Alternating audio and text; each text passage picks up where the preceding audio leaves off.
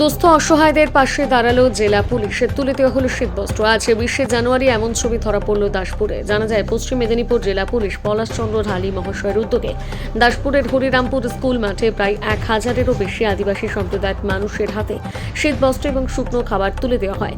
সঙ্গে উপস্থিত ছিলেন জেলা পুলিশের অতিরিক্ত আধিকারিক, পশ্চিম মেদিনীপুর জেলা পরিষদের সদস্য সৌমিত্র সিংহ রায়, দাসপুরের বিধায়ক মমতা ভূঁইয়া, দাসপুর 1 নম্বর ব্লক সভাপতি সুকুমার পাত্র, পশ্চিম মেদিনীপুর জেলা পরিষদের কৃষি সেচ কর্মাধ্যক্ষ আশিস কুমার হুদায়ত সহ আরও অনেকে।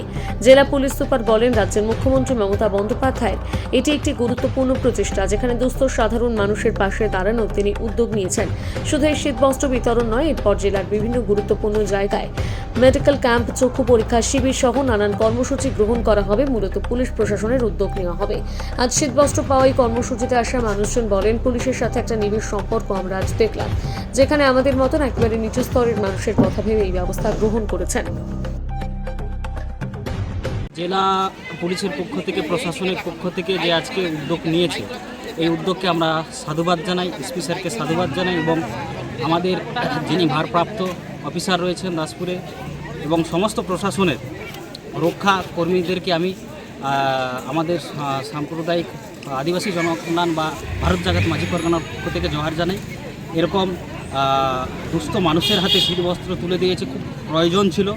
হ্যাঁ, তার জন্য আমি অশেষ ধন্যবাদ জানাই আবার প্রশাসনকে। এরকম বন্ডিং থাকুক প্রশাসনের সঙ্গে আমাদের দুস্থ আদিবাসী মানুষের, এই আশা, এই কামনা আমরা করি।